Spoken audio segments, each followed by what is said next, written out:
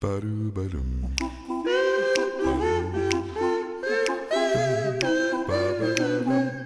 Bam.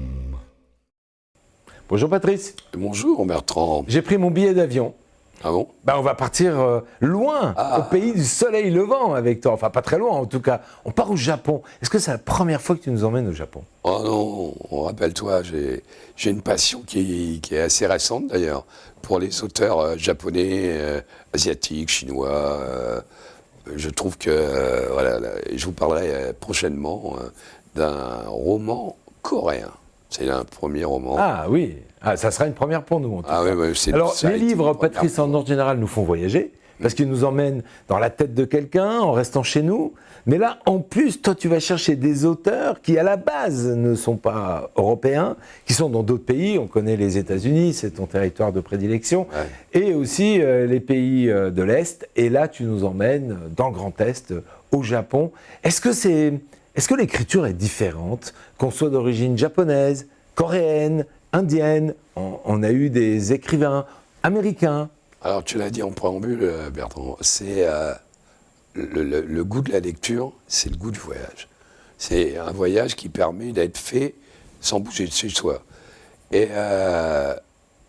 j'avais beaucoup de lectures anglaises, américaines évidemment, et il y avait un territoire que j'avais jamais entrevu. Mais il y a des tas de... Alors, il n'y avait peut-être pas autant de romans japonais de traduits, parce que je ne peux pas lire dans la langue du pays, mais aujourd'hui, j'ai envie de découvrir des auteurs. Il y a eu toute une époque avec les auteurs nordiques, voilà, les auteurs du froid, que j'ai adoré, mais aujourd'hui, j'ai envie d'écrire les auteurs, de lire les auteurs japonais, parce que ceux que j'ai découverts, en tous les cas, c'est toujours, je me rappelle d'un livre dont je crois que j'en ai parlé, c'est Un chat qui raconte. Un chat qui raconte sa vie. C'est-à-dire que l'auteur parle à la place du chat. Mais... Alors je ne dis pas qu'il y a des romans français qui sont aussi intéressants, mais il y a une certaine tonalité. Ouais. Alors je voudrais revenir au fond de cette question, parce que je te la pose, parce qu'un auteur européen, on a une culture commune déjà à la base, parce qu'on a la même culture, nous, Européens. Du coup, déjà qu'un auteur nous emmène dans son imaginaire, mais malgré tout, il y a quand même des bases qui sont la culture de départ. Quand on change totalement de pays, on part dans un pays où l'auteur à la base n'a pas la même culture que nous. Est-ce qu'on arrive à s'accrocher et à tout comprendre? En tous les cas, tu vois le sens de ma question? Oui, en tous les cas, dans ce roman-là, il y a des moments, il y a plein, je vais en parler, mais il y a plein d'énigmes à résoudre qui sont amenées par la jeune fille à son grand-père.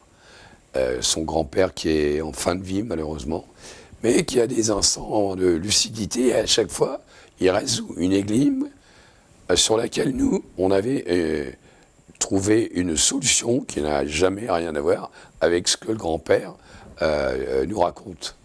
Alors, l'auteur se nomme Masateru Konishi. Il est écrivain japonais, comme on l'a dit. Il est diplômé de littérature anglaise et américaine. Peut-être que le fait qu'il soit diplômé de littérature anglaise et américaine, c'est peut-être aussi ce qui permet d'avoir une base commune avec lui. En tout cas, on peut l'imaginer. Oui. D'accord ? Alors, il travaille pour la télévision, il travaille pour la radio. Et cet ouvrage, qui s'appelle Les Histoires de Kaed, c'est son premier roman. Qui est Kaed ? Kaed, c'est une jeune institutrice de Tokyo, très très attachée à son grand-père. Grand-père qui est fort malade. Qui est fort malade, mais il a des moments de... Des instants de lucidité. Ouais, de grande lucidité. Et alors, qu'est-ce qui lui arrive à cette institutrice de Tokyo ? D'abord, il y a eu un livre qui est... Son première histoire, c'est un livre qui est arrivé... qu'elle a trouvé. Donc elle achète un livre, d'occasion. Voilà. Et puis dedans, il y a des coupures de journaux. Elle ne comprend pas, donc elle demande des explications. Elle a toujours envie de se faire aider par son grand-père. Et ces coupures de journaux sont mises dans le désordre dans l'ouvrage, ou ils ont une relation à des pages données, à des endroits donnés? Non, c'est une énigme. Ce livre-là, avec les coupures de journaux, c'est une énigme. Mais il y en aura plein. Il y en a d'autres.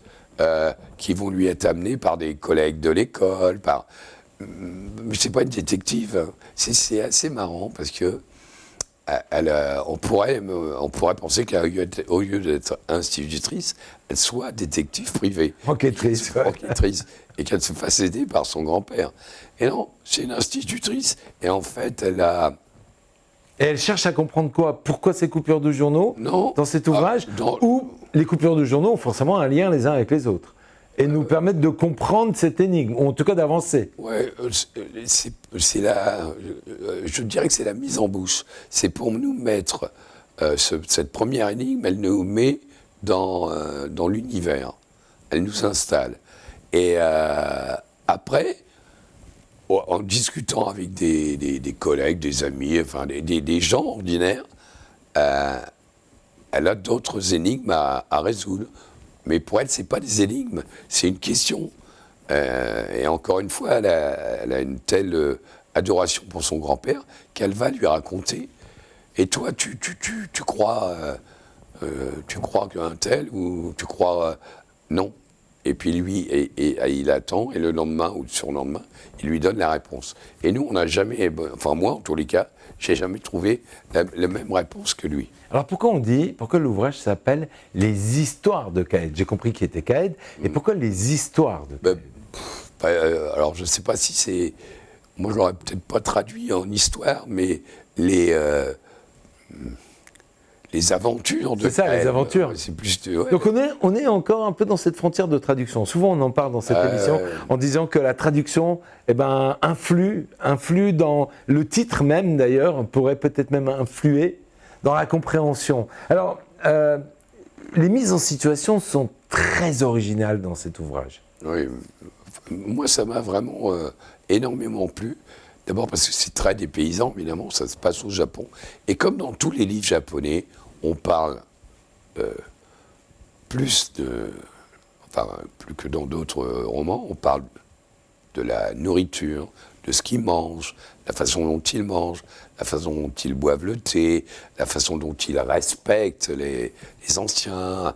Moi, ça, j'adore ça. Je trouve ça décrit vraiment un pays qui est très différent de nous, hein. Moi, j'ai des amis qui ont vécu là-bas. C'est pas toujours facile pour eux, parce que c'est pas du tout notre culture à nous. On en a parlé. Voilà.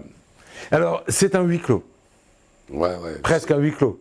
Oui, enfin, les histoires, puisqu'on va rester sur le titre, les histoires que Caed amène à son grand-père, c'est toujours des histoires très fermées. Hein, un peu comme le mystère de la chambre jaune. On ne comprend pas que dans un volume si fermé, il puisse se passer des tas de choses.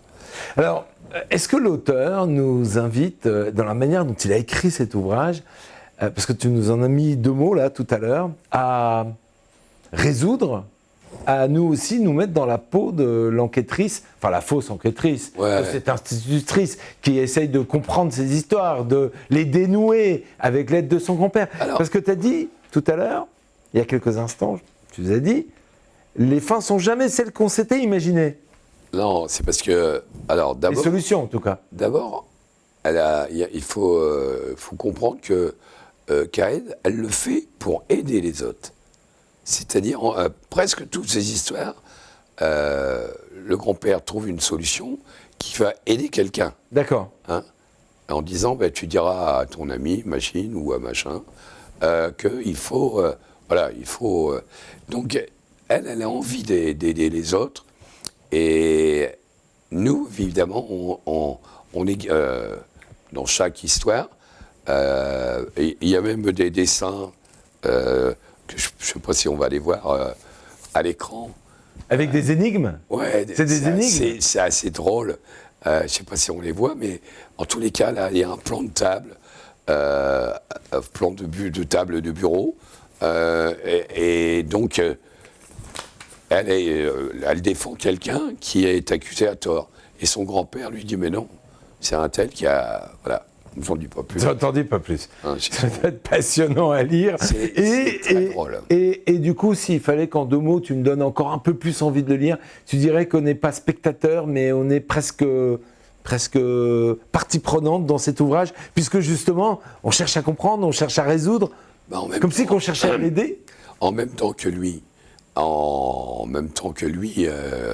réfléchit, nous, on a le temps de réfléchir aussi à une solution. Une solution possible. Voilà. Mais c'est tellement bien écrit que... Manque de pouce, c'est jamais la bonne. C'est jamais la bonne solution. Ça n'a jamais été la bonne. Bon, eh ben, Patrice, si je peux dire que c'est un peu, on est un peu dans l'univers, tu parlais de la Chambre jaune tout à l'heure, mais on est un peu vraiment dans l'univers d'Agatha Christie, où on a des histoires d'amitié qui se mélangent avec des enquêtes, parce que c'est souvent comme ça dans les histoires d'Agatha Christie. Au départ, ils sont à plusieurs dans le wagon, ils sont amis les uns avec les autres. Ouais, mais là, la différence, c'est que cette fille-là, elle fait tout par amour pour les autres. Moi, c'est ce que j'ai ressenti en tous les cas. C'est chez qui? On va rappeler. C'est chez Kalman Levy, et c'est un bouquin très attachant. Eh ben, mettez-le dans votre sac de vacances, partez avec, parce que c'est un livre parfait pour les vacances. Merci beaucoup, Patrice. Merci, Bertrand.